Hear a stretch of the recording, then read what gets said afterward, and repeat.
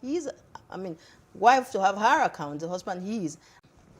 Very important. Yeah, I was waiting for you to dig a hole, but it's all right. I've dug a hole. No, I don't think so. You didn't. I don't think so. Okay, so you, in the course of explaining or answering one of John's questions, you touched on this a little bit, but if you could expatiate, who would ideally be, you know, the bookkeeper or the managing partner in this arrangement, the joint account now? Yeah. Who should be? Yeah, I think we should do away with stereotyping. We should do away with the man should do this, the woman should do that. We've evolved. So I think it's about who has the skills required, what are your strengths.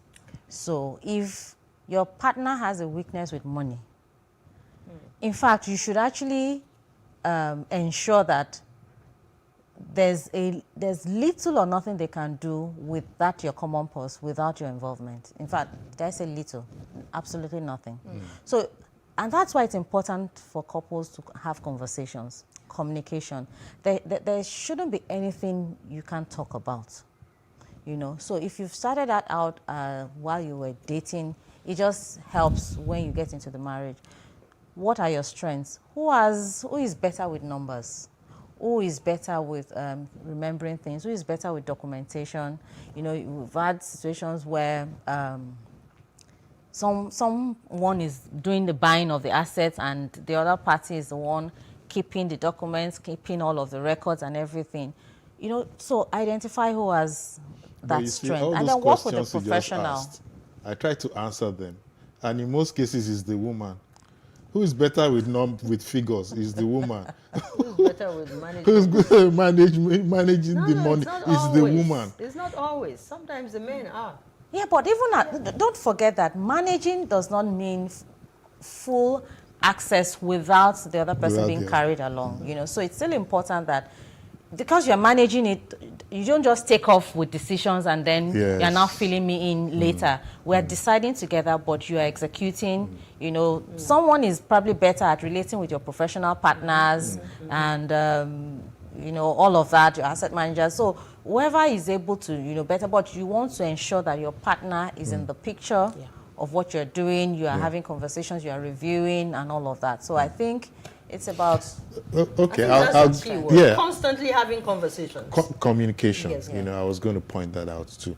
And Helen actually talked about something earlier that I want you to stress a little bit more. Okay. I mean, like in the area of expenditure, for instance, the woman naturally, I may be wrong, you know, has more needs. He said it. Oh, you said it. Yes. More needs than the man. How do we balance this out? Because, okay, we have the common purse, but the woman naturally is the one who has more need to, you know, for the money from the common purse. Okay, so you know this saying about cut your coat according to your size. Okay, so my mentor, Dr. Lumde Emmanuel, would say that cut your coat according to your material and not even according to your size. Because, I mean, if you are if the material is not enough. The material. So if all your material can provide for you is a handkerchief, make a handkerchief out of it and just move on. So this thing about the woman having more needs is it's because there's more money to fund those needs. Yeah. So, and I think that's why some men don't disclose, don't make full disclosure of what they earn. Because they feel that if I disclose everything, her needs will just expand to feel what she thinks I earn. Like I don't count my money in front of my car. Okay. If I count money in front of my car before I get to the end of the road, something will happen. No, John. You know? So I think it's also about we should be prudent. We should have prudence as a guiding principle. Of course, you should also not deprive yourselves, but you should bear in mind delayed gratification. So if we both have that in mind, it's not about the woman trying to fill our own needs and trying to live an expensive lifestyle, but also about what is available and what are my needs and what are my wants. Great. All right. So you take the last question. Okay, it's the very last question. Yes. Okay, so for example, someone is just joining this show and is like, God, I have been looking for answers, you know, to this particular subject. And they're asking, all right, I am dating right now. I'm not married yet. So what are the key questions that would-be couples need to ask themselves before going into financial partnership or even newlywed? What are the questions that they must ask? I think they should ask all of the questions that come into their head. I don't think there should be anything you can't talk about. Do we talk about everything? No. But should we not talk about everything? We should talk about everything. So basic questions about money. Sometimes it's not even about you asking the question, it's about observing. You know, you are in the relationship to observe, to watch, you know. So there are certain things that the answers will speak over Silence, time. yeah. You know, so you get into a place and you see that this person is always going for the high-end designer labels, despite not having much. Or this person, you know, how do they make decisions? Yes, you know, then if a top priority for you is financial independence at a certain age, you are now then reevaluating that relationship. Am I sure we can actually, you know, Achieve it with this person? If the answer is yes, then you want to be measured. You don't put both legs in the water at once. So you probably don't even start with a common pause if you've understood that weakness. So key thing for me is observe, talk. If you don't make assumptions, but you know, speak about some of this. If you observe something, I like your bag. I see that this is a particular label, and then she goes, you know, I can't carry a handbag that is not designed. You know, and then you want to find out why is this so. If you don't talk about all of these things, you wouldn't know how and where to place your partner, and then you won't know even where to start that journey, that financial journey together. I'm just squeezing one question. Something is going on in my head that, yes, we're still married. At the beginning, we decided to have a common purse. But somewhere along the line, some things are happening that, you know, one partner is not happy about. Yeah. What's the discussion that will lead to maybe closing or ending this? Have you had any incidents like that? People Absolutely. Okay, and what advice did you give them? How did they solve it? So, with every conversation, find a good time. There's a timing of a conversation because of the sensitivity of money matters in a relationship. Find a good time, but don't ever shortchange yourself by not talking about it. You know, people live with built-up emotions, frustrations over the years, and then one simple thing happens, and then it changes everything. So you have talked, and your partner say, no, we must continue on this path. What happens? It's a common pause. So I am not going to continue to put money into this because of this, and that. If you want to continue, it's And Helen is fine not by going you. to ask another question. I know. What I she's know. going to do now You're the is police wrap up- right here. is wrap up the segment. I mean, we can go on and on. It's a very interesting Helen, could topic. you do us that honor? here. All right. Okay. Say a big thank you. Thank you so much. Well, is having a joint account as partners or couple your ultimate symbolic gesture of financial union? That's the question you should be asking. I'm sure we are better informed on the subject today. We thank you again, madam, for finding time to be here, even on this day that the roads were not too friendly. Yes. Thank you so much. pleasure. Thank you. And I must say that was really refreshing. You know, there's more to come. Thank you very much, We have John our and Keep Helen. Fit segment. Thank you. Thank you. Thank you. And then, of course, And then Pharaoh Shonuga will take the stage after the Keep Fit segment with her guest. M.I.O. Shikoya is her guest. She was here last week. And Pharaoh and her will be trying to answer the questions. Do couples joint, or does couples joint account even make sense? After all said and done, does it make sense? Is it still in vogue? Especially with the younger generation, and much more. I believe that you don't want to miss that. So right now, let's join the Keep Fit instructor, and immediately after that, Pharaoh will be here.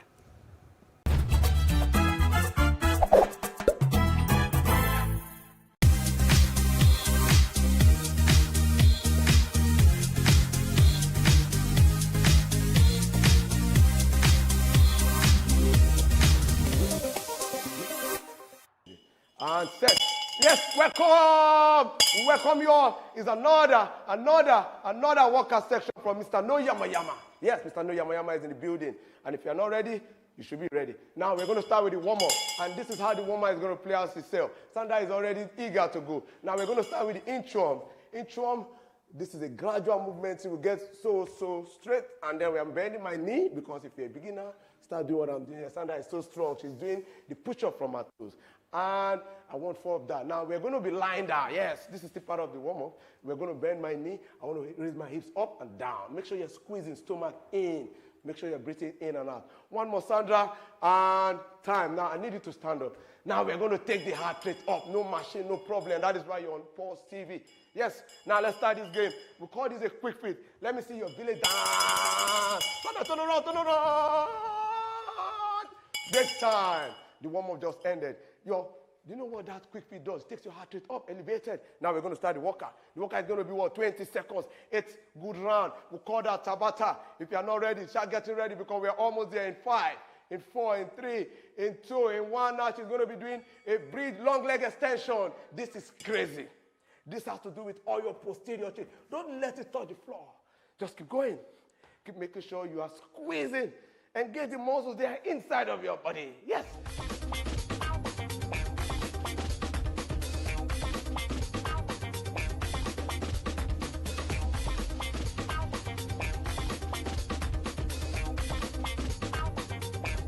Get the belly again, something magical will happen. You are holding again for the second time. Don't worry. You know, we just been hitting the posterior chain. We are coming to the anterior chain with some lovely movement we call a walk-up. Right now, game is on. Walk-up is on. Down, down. Stay low. And stay low. So now let's do some movement with that. Keep going. Oh, yeah. Don't. You're tired, you are resting. 20 seconds. Now, it's almost there. I am going to make you have a rest period. This one is a rest period. I don't need to do anything. Just shake your hands. If you have water, sip water. You know, that's one thing. Get back to action. One more time. Yes. Anterior chain, this is hitting a lot of your quadricep muscles. Yes, quadricep muscles. And it's involving a lot of what? This is real work. If you have excess yama fat, this will help you a little bit, it takes some of them out. Break. Rest period. This time around, we want to release adrenaline.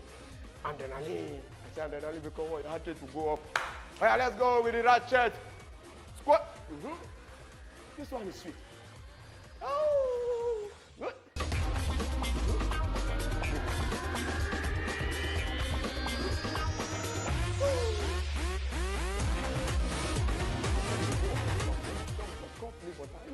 But just cut forward. We're going to go back again to somewhere good. Now this is high knee. 5 times. High knee. Sandra. 1, 2, 3, 4, 5. High knee. 1, 2, 3, 4, 5. Lie down. Get up. 1, 2, 3, 4, 5. You're down. This is one crazy drill. I do those days I was playing football, but I don't like them. Very, very effective. When you say Jack Robinson, your heart rate is very close to where? Jesus Christ. Come down. Up. Rest period. What is happening to your heart rate? Is it going up or down? It's running kitty, kata. Oh my God, get ready. We're going back to the ratchet squat. Good. You're almost there.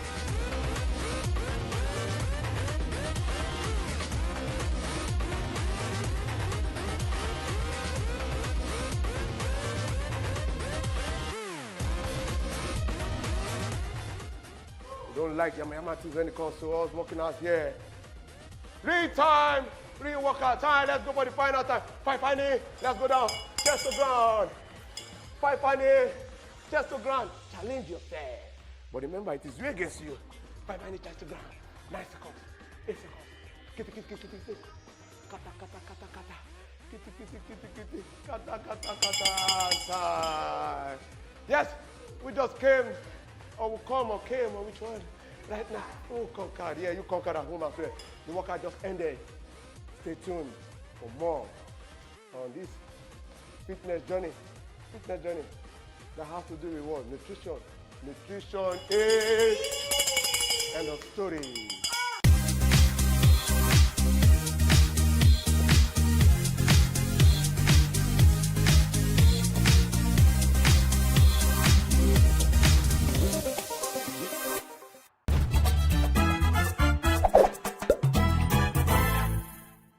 Last Saturday, we kicked off our Getting Your Finances Right series with budgeting, i.e., income versus expenditure. Today, we're looking at couples' joint accounts because, in my opinion, everything starts from the nuclear family. Man and woman are the starting points of everything. So surely having a joint account shouldn't be a problem, or should it? What I want to know is, does having a joint account with your spouse or partner make sense? Let's have our guest, Omi Oshikoya, answer this for us. Some of you may remember Omi from last Saturday when she simplified personal budgeting for us. She's the financial expert who wears many finance-centered hats.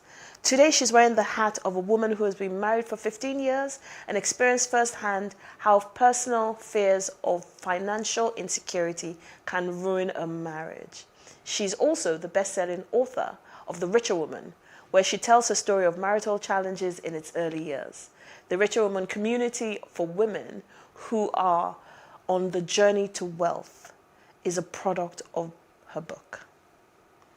Omi and her husband, John Oshikoya, mentor young people and couples through their Basis for Marriage seminars.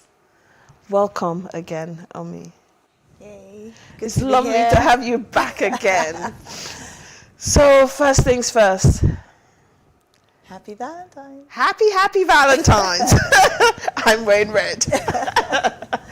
Is there anything wrong with having a joint bank account? I don't think there's anything wrong with it, but I think it's the motive. Why are you having it? Is it because it just sounds right, or is it actually effective for you? Is it something that everybody should have in their marriage, or is it something that is unique to a particular couple?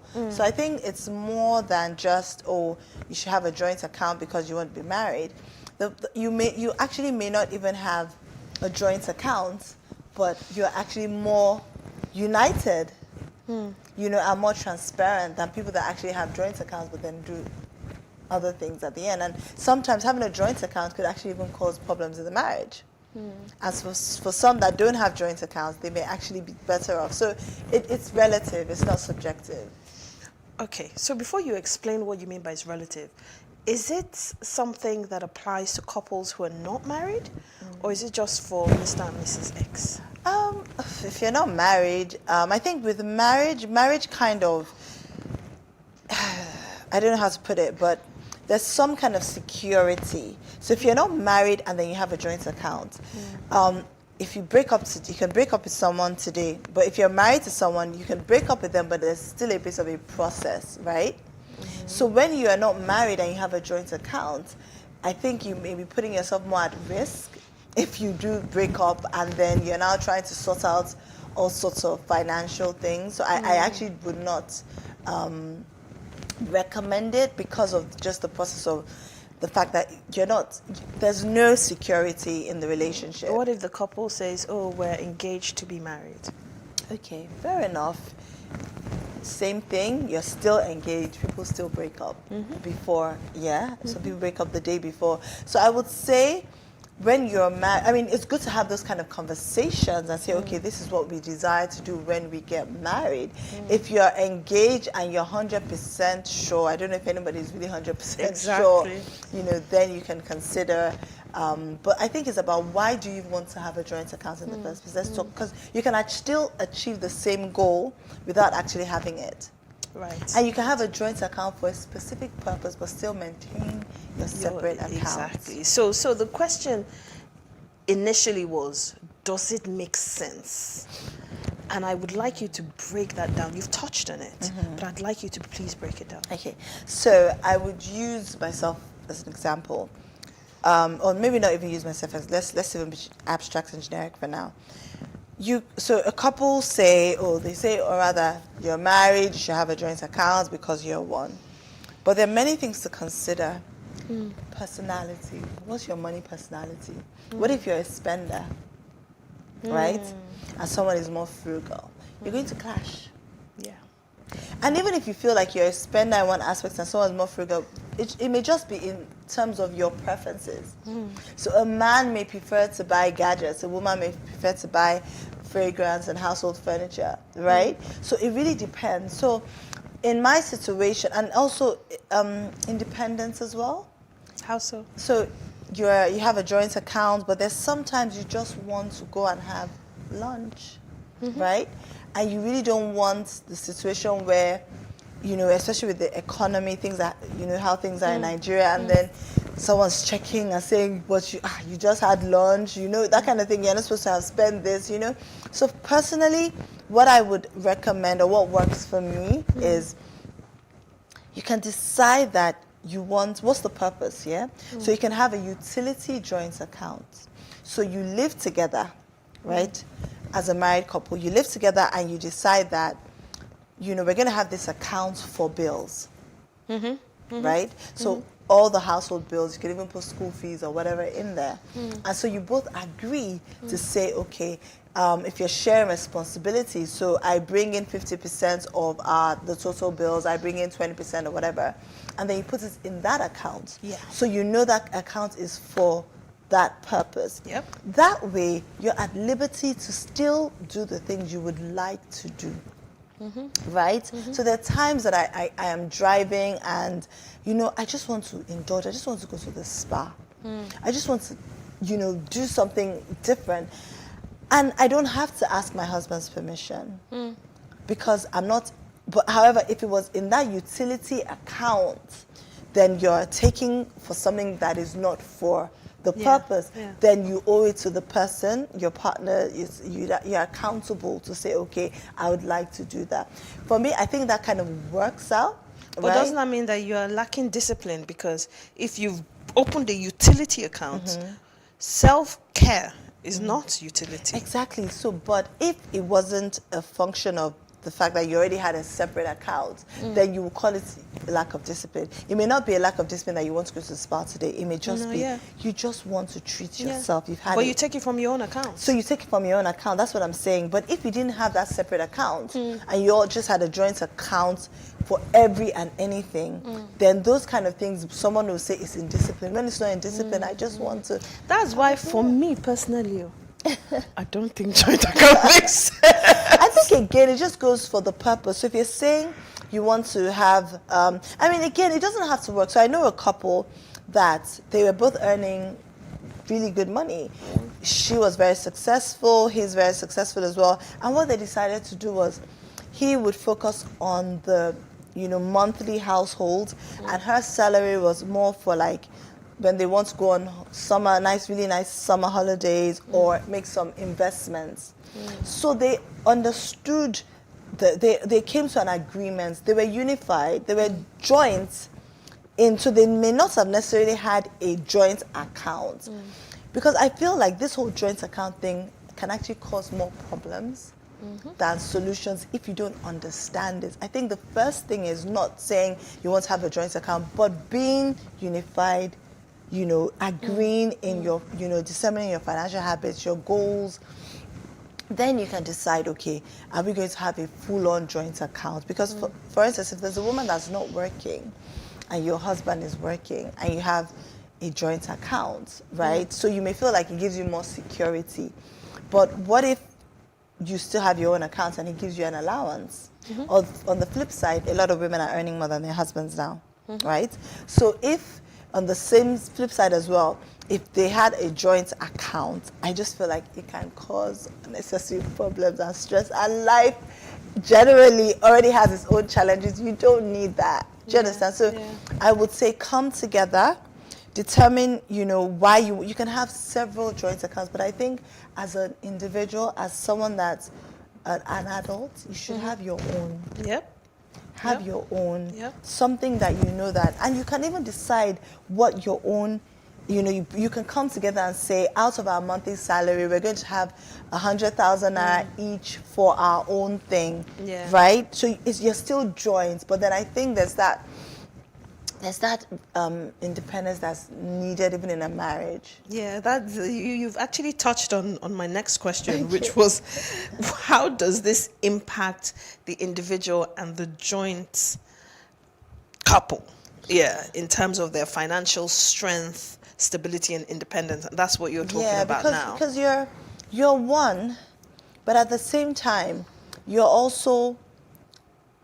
So you're two whole people that come together. Two whole people with different sets of values, different beliefs, different beliefs. upbringing, different outlook on life, Yes. different everything. Yeah, so you're coming together, and the fact that you even, and it's a good thing. So I don't want to make it seem like having a joint account is a bad thing. It's a good thing because it shows, okay, you realize that you're one. Mm-hmm. So I think that even before you go to the account part of it, you need to just be of the same mindset that you're one. So even if we may not have the same physical joint account, my money is our money, your money is our money in a relationship. With a lot of relationships, the man's money is our money. The woman's money is my her money. That's what we're told. That's what we're taught. But at the end of the day, right, you should be able to feel that, my money is our money, right? It doesn't matter where the money comes from. It shouldn't really matter because it's our money. And sometimes things are If you're seasonal. aligned in the other areas of your relationship. That's the most though. important. So are you actually aligned? It's not, the joint account is just like a symptom, or I don't know how to describe what I'm trying to say, but it's not the core thing. The core thing is the relationship. Are you aligned in your beliefs? Are you one, right? So that way you won't even worry if you don't have a joint account, because you know that you can take your husband's ATM card if you want it. Do you understand? You can do whatever you. So it's about understanding that you are one together, and then deciding, okay, in terms of how we're going to spend, how does it work for me? So find out what works for you. If a joint account works, because somebody may be, excessive, maybe a spender, and may need that control, because the woman or the man may need to, okay, you know what, let me help you, so we can manage our money, almost like having a coach kind of thing, then you can have that joint account, right? But I just feel like people just say, oh, you must have, and if you don't have, you're not doing well in your marriage. No. But there's some marriages where it's actually sometimes the husband who insists on having a joint account. Okay. And I hear sometimes that it's even a cultural thing, that the husband is like, give me your money that you are earning. Oh. So in that case, those are things that make me think, that's not equality there. If it's about, so what about you give me your money? Do you understand? I think so. For someone like my husband and I, so like I said, we don't have a joint account. My husband has been saying it consistently. He's actually been saying that, oh, he wants to open an account or make me. Actually, I think what's even most important is making sure that your spouse is your next of kin. I think that's more important than even having a joint account, because life happens. So let me give you an example. I remember a friend of mine, her dad passed. Her parents are older.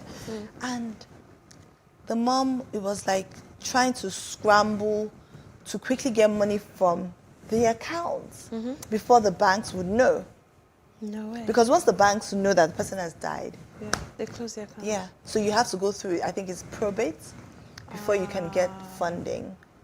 So almost another thing that I heard about And that wouldn't have happened if they had a joint account. So that won't have happened, because then she can just go and, you understand, get the cash, whatever. The same thing there was another couple where he was ill. I think he went in a coma. And they needed money to pay for treatments. And he was the sole provider.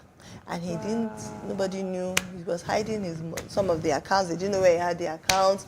Some of the, maybe they didn't have the pins. Do you understand? So who's wise at the end of the day? The person shot himself in the foot. So that's why I say it's about transparency. So transparency, I know my husband's pins. He knows my pins.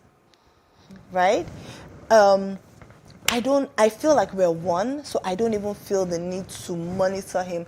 I know that he's not a spendthrift. I know that he's reasonable. I know that he puts the family first, right? So even if he indulges, I don't even care because I feel like you deserve it. You deserve to. So sometimes I may even just tease him. I like the, you're just, just teasing, but you're really looking, you've really gone to, spend kind of thing. Just teasing, and like, you see him like, no, but Omi, I'm just teasing you. I'm just teasing you. You know what I mean? But we understand each other and we realize that we are one first, and it's not determinant on whether we have a joint account or not. Wow. So more importantly than the joint account, more importantly than joint account first is transparency and understanding that you're one. Yes. But you've now even touched on something that's even a completely different topic. Next of kin. So I'm going to double back again because I still don't have clarity. Does it make sense or does it not make sense to have a joint account? In 3 simple. If it works for your marriage, then do it. So 1, if it works for your marriage, do it. Yes. Most importantly, are you one beyond the joint account? And how you should also have a mechanism for how do you solve conflicts that may arise from that joint account. Conflict resolution. Yes. But if you're one, should there be conflict? There shouldn't, but life happens, right? So the economy now, everything is expensive. People are on edge. People lose income. What if someone loses their job and another person is the one then funding, all the time, and there are issues within the marriage, you're just irritated. How would you solve that? Would you take it personally? Oh, but I'm the one that's bringing the money now. Why are you now, start getting angry at the person? So it's a marital thing. How secure is your marriage? Is the foundation of your marriage secure enough? I feel like that's what's important, so that whatever arises from having the joint account, you will solve it, right? I think I don't know if it's the same thing, but almost the same thing as whether I should get a prenup or not. Very true, actually. It's a very, very similar comparison. Is your foundation solid? Is your marriage solid? Is your marriage solid? If your marriage is solid, the joint account will work for you. And if it's solid, even if you don't have a joint account, you would survive. You'd work. You would thrive. So it depends on the solidity. It depends on the solidity of your marriage to even determine whether it makes sense or it doesn't make sense. But you've also talked about the fact that you can have a joint account and you can have personal accounts. Yes, so you can have a joint account. So that's what I would recommend to my clients. I would say have a joint account that you can call it a purpose account. Have a joint account for a purpose. So education account, or a utility account, investment account, have an account for a purpose. Before even if you're saving, whatever you're doing, you should have a goal in mind. Why are you saving? You're not just saving. Have an emergency account, have something for leisure, whatever it is. But so essentially just be deliberate about it. Yes, but I think everybody should just have their own account. You can have your joint account, but you should also have your own account. Yes. And but if you don't have a joint account, that's an account that you're hiding. Not that you're hiding. That's transparent. Another thing again. Transparency. Yeah. Thank you so much, Omi. Again, it's been awesome. It's been amazing. And I've definitely learned a thing or two. And I hope everybody has as well. So thank you so much for coming back. Thank you. Thank you for Can't wait to have you again and again and again. I'll be there. Thank you for watching. Stay tuned for a few more minutes as we round up the show.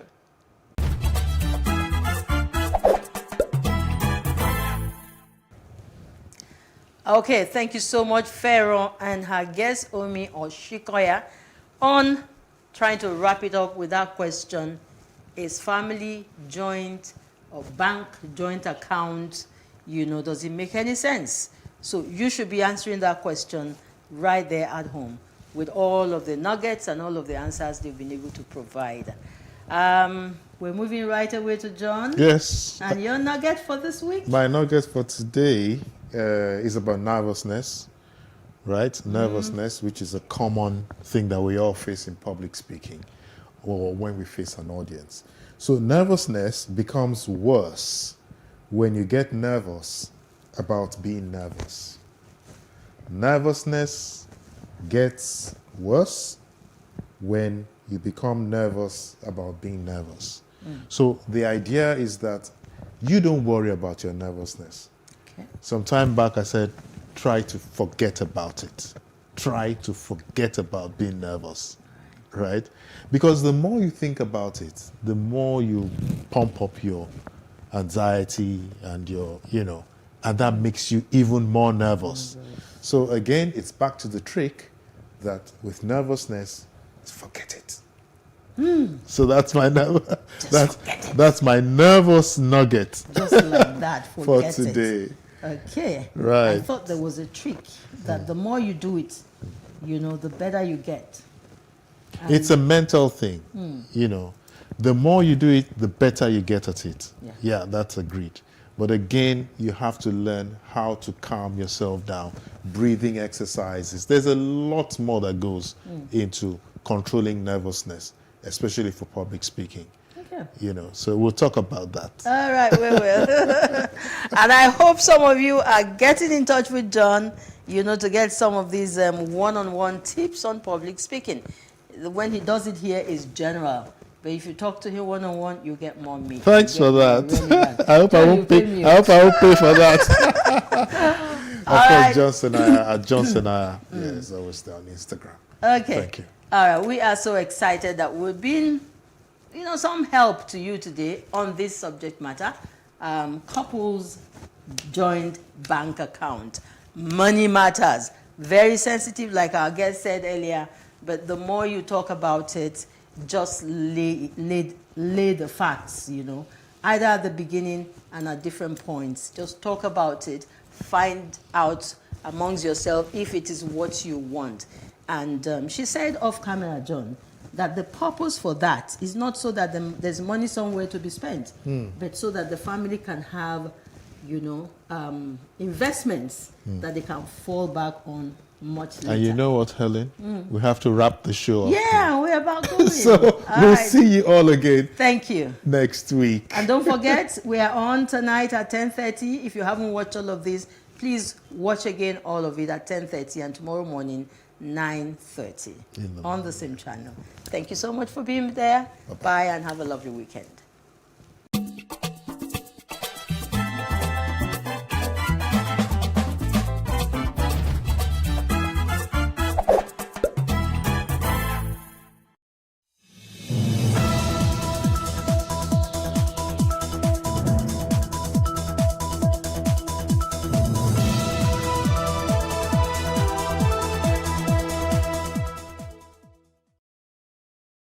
Research has it that working with your spouse has an impact on your personal relationship, as some couples believe that working and building a